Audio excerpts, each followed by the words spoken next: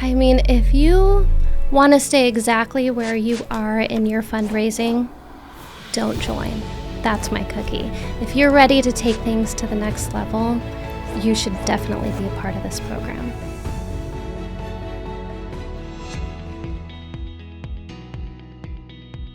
Hello and welcome to the Nonprofit Thrivability Podcast by Beyond the Blog. I'm your host, Reed Corley.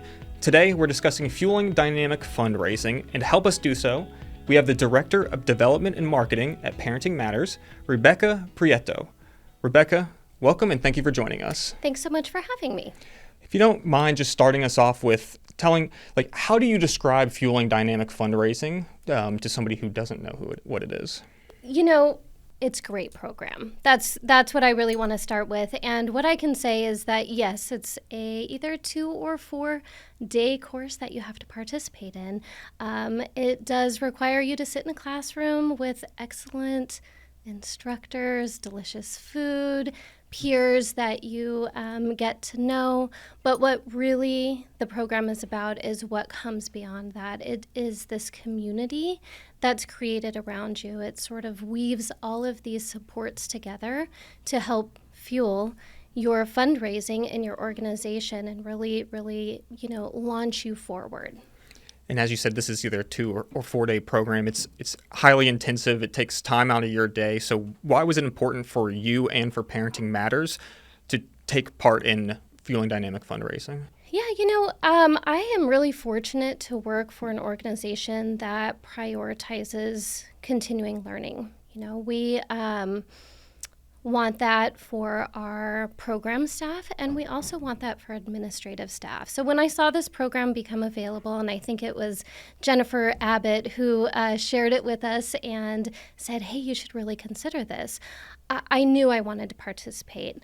I've been in fundraising for a long time, so I'm not, I'm not looking at 20 years, but I am going on 10 years. So I wasn't new to this world, but what I was really excited about was relearning some of those things that kind of become stale in our practice, and we kind of just keep going through the motions. And I was looking forward to hearing maybe what's changed in fundraising, maybe what we could do differently, and really relearning those practices that I know and finding ways to implement them in our organization.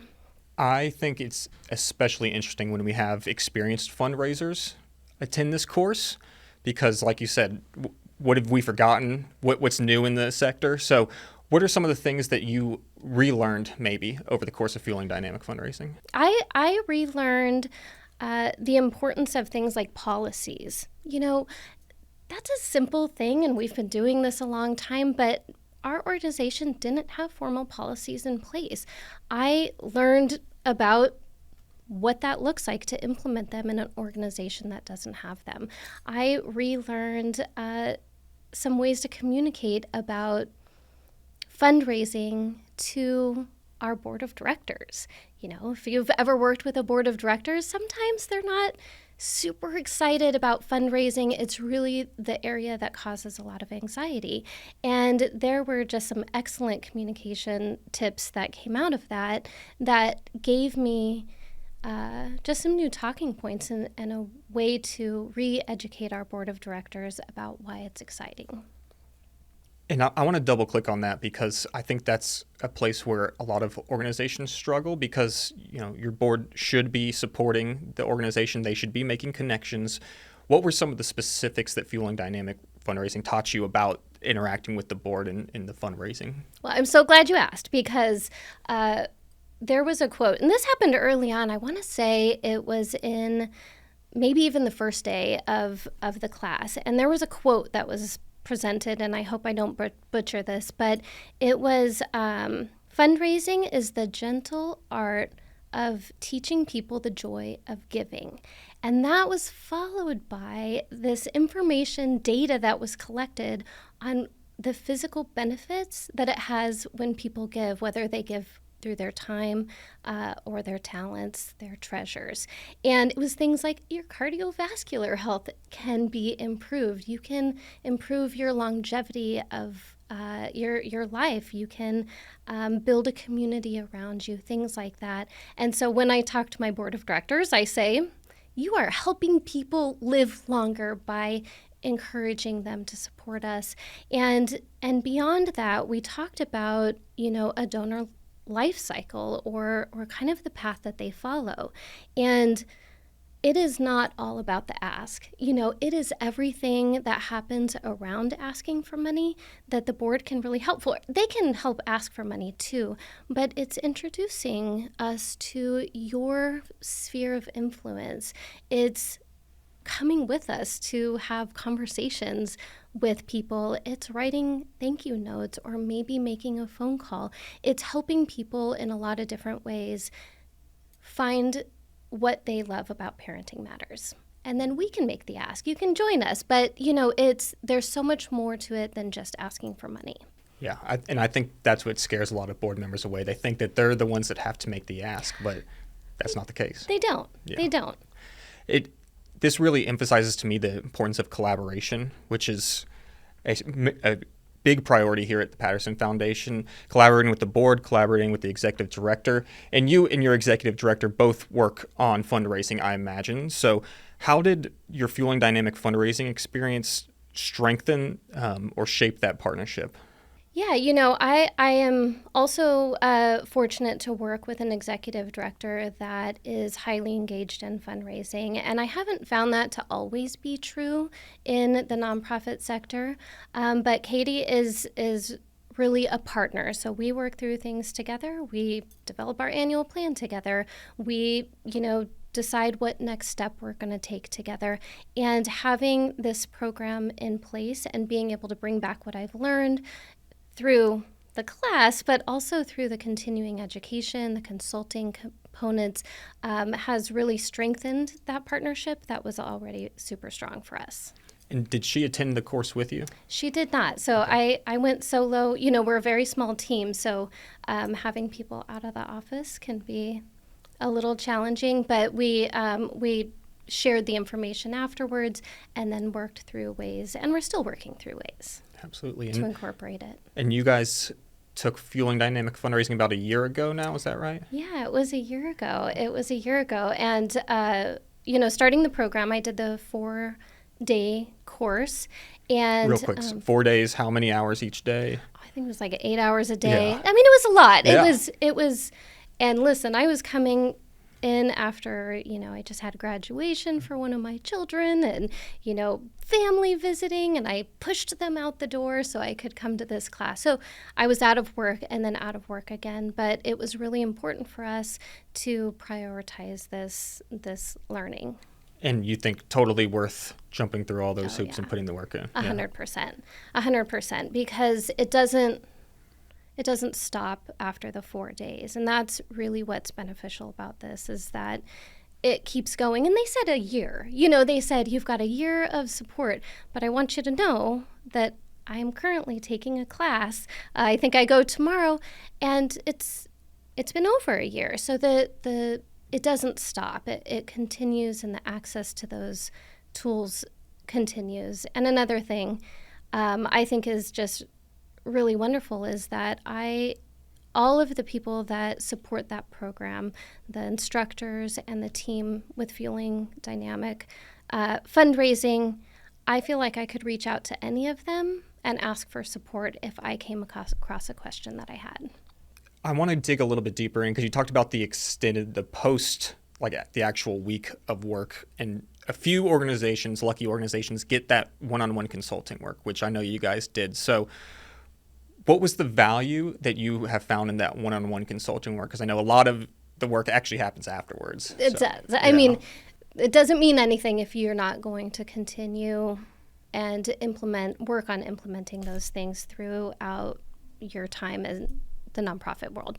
But yes, we were fortunate to work with Jennifer Abbott, who we love, and she helped us develop a major donor program.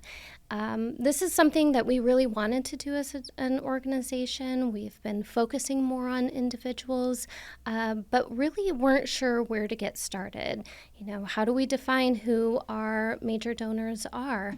What does stewardship look like for that group compared to the group that aren't defined as major donors? So we really had some things that we felt very wishy-washy on. And Jennifer came in and she helped us through. She didn't do the work for us, but she helped us process all of those different pieces and gave us tools that we could use to evaluate our major donors, develop strategies, and it's been fantastic. I mean, it really has been fantastic. We've started that in the beginning of this year, and we're already seeing the benefits of that program.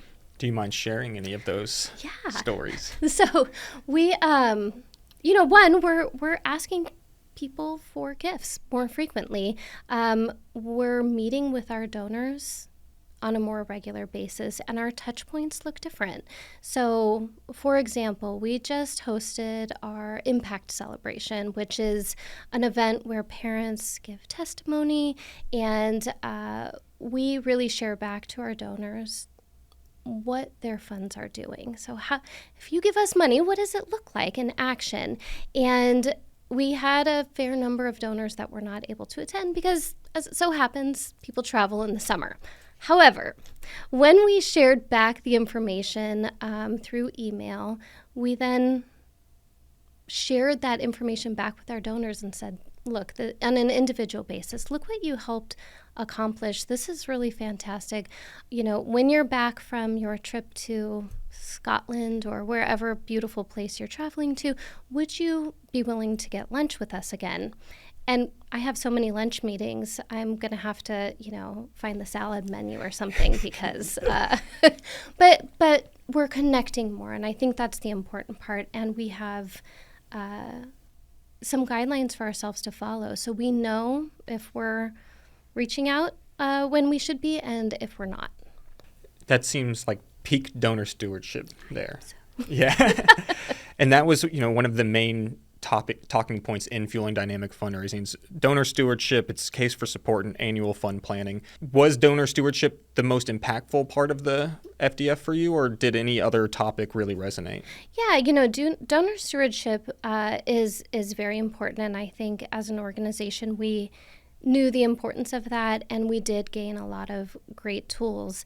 But things like the case for support is something that we didn't have in place, and was another thing that sort of, gave us pause. We wanted to make sure we were communicating the right thing.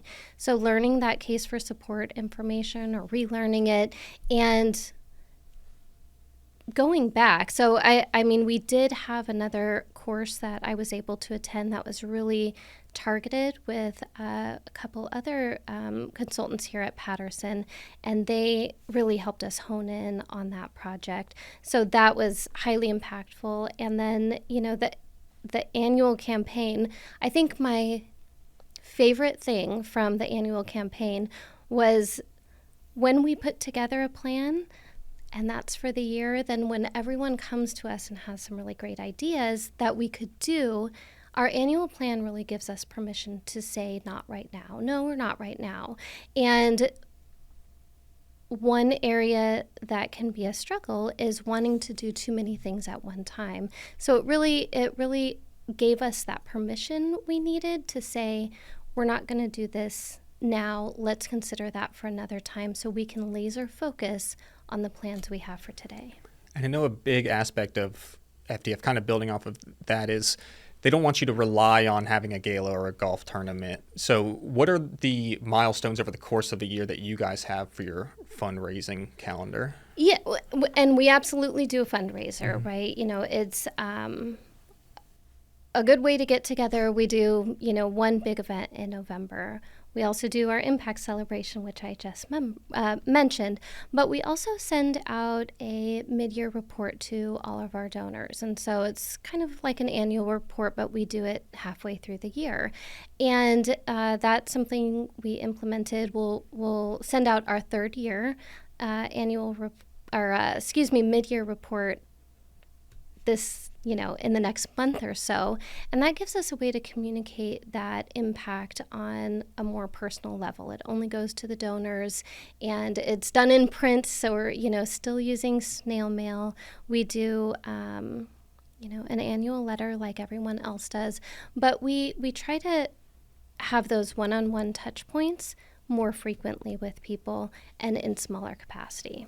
And I love that, the one-on-one touch points, it really makes the donor feel valued, and then you're showing, the impact that their dollars have made. I imagine, was that highly talked about during the program? It really was. And some people think we should shift that program and make it more of a fundraiser. But for us, it's really important to have that safe space. It's one for people that maybe want to get to know us. Maybe they have heard about us and they're thinking about taking that next step to be a supporter, but they want to know more. And it's for the donors who have been giving to us for a long time. It's really a place for them to come and not feel like, oh, they're going to ask me to raise my paddle, and really hear about the success. And it was a fabulous event. It was great. Anyway, but I'm a little biased because I did the planning for that. But I think it was really a wonderful event, and we've heard from donors how much they loved being a part of it. And that's what you love to hear, right? I want to go back to the consulting and kind of get a little bit more into the logistics aspect of it. How often did you meet with Jennifer? And how long were those meetings? Did she leave you with action steps? How did you know what to do next? And did you bring things that you guys wanted to address every time? Can you give us a rundown of that? Absolutely. So we met with Jennifer. I think in the beginning it was more frequent, like maybe every couple of weeks, and it was an hour each time. She came prepared with an agenda, but left that space for us to include the things that we would like to talk about. And yeah, she absolutely gave us homework steps. I don't think that we would probably have the plan in place that we do today if she didn't give us a little pressure to get those things done. And not pressure in a bad way, but really, let's try to do this before we meet again. And those things looked like gathering data on people and really sorting through and defining what different things look like for Parenting Matters. A major donor for a large national organization is going to look a lot different, and that level of giving is going to look a lot different than what it does for Parenting Matters, a small local nonprofit. So she gave us those resources, and she connected us with outside resources too. So we talked about, reviewing our donors and working on prospect lists and things like that. And she connected us with other people that can help us with that work too. Who all was involved in these meetings? Is it just you and Jennifer, or? And Katie. Okay. And Katie. Yep. Katie was definitely involved in all of those and has really taken an active role in the major donor work that we're doing.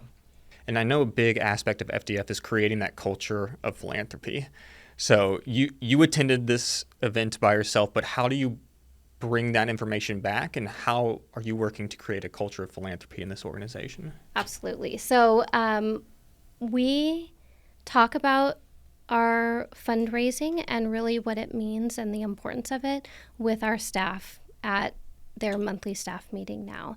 We and not just spewing data at them, but telling them stories of how that makes the whole organization successful, and really what their role is in that, because sometimes there's a divide, right? There's a divide between administrative staff and program staff, and our program staff are incredible. I mean, they're out there, they're the ones doing the work. They are with families in the homes every day, at the libraries, all of those things, but making sure that the administrative side and the program side are talking to each other is what has really helped propel us forward. So, we had the Giving Challenge recently, and we gave the invitation to our staff to be peer-to-peer fundraisers, and we had a number of them who decided, I want to partake.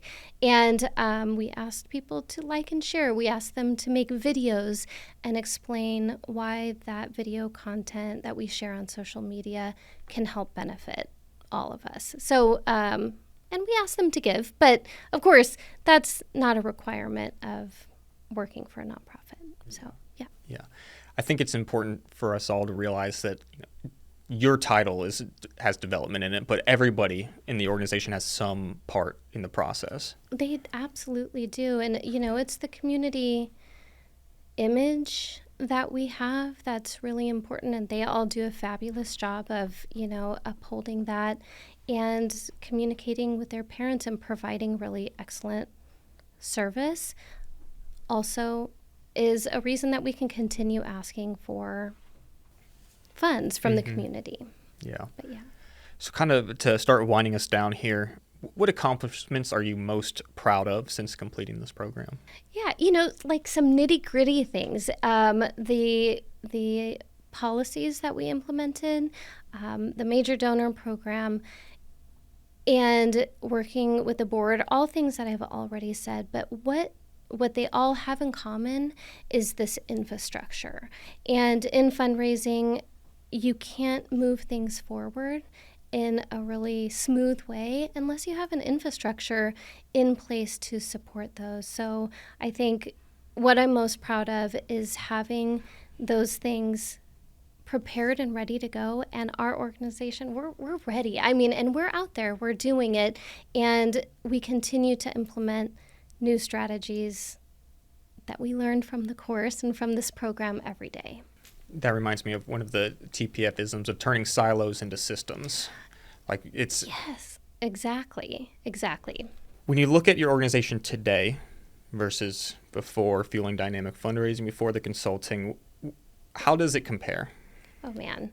Well, and it's been a year, okay? And a year is a relatively short period of time, but we've made excellent strides in that time. And in the beginning of this year, we updated our strategic plan, and really fundraising is a key component in that plan. So we're really, rather than spreading ourselves really thin across or looking at new programming, anything like that, we're really honing in on how are we can continue to support this organization through the generations and make sure that we are here in perpetuity. And it's because of our work with Fueling Dynamic Fundraising that we're prepared for that big undertaking. And I like to end all of my interviews with our guests sharing a cookie from their jar, a tip, a piece of advice to somebody who's thinking about fueling dynamic fundraising. So what's a cookie from your jar that you can share? If you want to stay exactly where you are in your fundraising, don't join. That's my cookie. If you're ready to take things to the next level, you should definitely be a part of this program. I love it. Well, thank you so much for joining us today on the Nonprofit Thrivability Podcast. Thank you for having me. Thank you for listening to the Nonprofit Thrivability series. For more information, please visit thepattersonfoundation.org.